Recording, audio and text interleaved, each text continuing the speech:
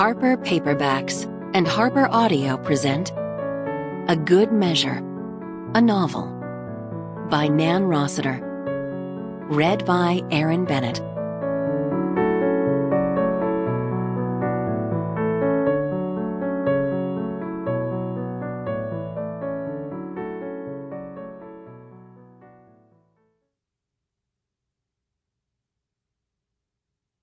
Give, and it will be given to you. A good measure, pressed down, shaken together, and running over, will be poured into your lap. For all the measure you use, it will be measured to you. Luke chapter 6, verse 38, New International Version. For the good Lord above, who has blessed me so richly, may I always boast in you and your gift of salvation through grace by faith. 1. Light blue flames licked the dented bottom of the old copper tea kettle, making it rock like an unsteady sailor.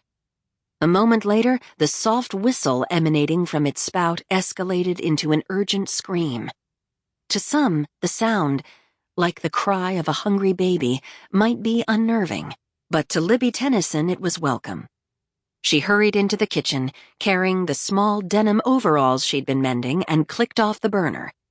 The ancient kettle squeaked and sputtered indignantly, and then, like a baby that has just latched on, settled contentedly. Libby poured steaming water into the pot and dunked a single bag several times before putting the top on to let it steep. The delicate Wedgwood china, miraculously unchipped, two-cup pot and vintage kettle, had both been handed down to her from her grandmother, and Libby had never been able to make a pot of comfort without thinking of the indomitable force of nature that Gram had been.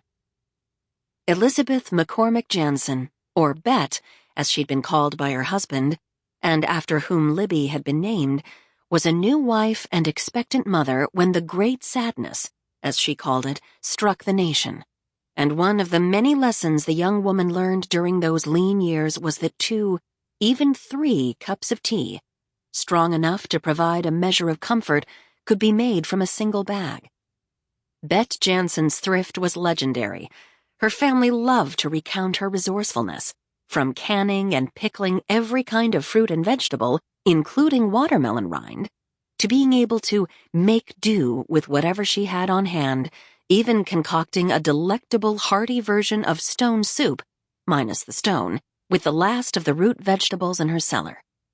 She also had the eccentric habit of mixing breakfast cereals, and whenever her grandchildren declined to give her favorite combination, cornflakes and honeygrams, a try, she'd tease, "You don't know what you're missing." She washed and reused aluminum foil, served boiled hot dogs on toasted white bread, smothered with spicy mustard and sweet homemade pickle relish, had the mildly obsessive habit, before OCD was a diagnosis, of wrapping her bread in 2 plastic bags to keep it fresh, and she religiously touted the health benefits of prune juice, insisting that 1 small glass kept her regular while dutifully squeezing a small daily glass of fresh OJ for her husband. To say that Henrik Jansen was not a fan of the thick brown substance of which his wife sang praises would be an understatement. In fact, whenever she offered him some, he made a silly, scrunched-up face that made his grandchildren fall apart in giggles, and made Gram roll her eyes.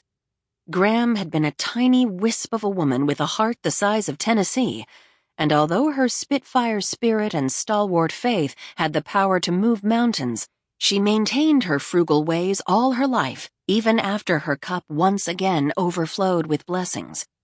And her youngest granddaughter, and namesake, was cut from the same cloth. Libby set her hen-shaped egg timer for 7 minutes, just like her grandmother had, and waited for her tea to steep. It was true, she and Gram had a great many things in common, so many, in fact, that her grandfather had teasingly called her Minnie-Bet. Not only had they shared the same name, but Libby had also inherited her grandmother's... Sample complete. Ready to continue?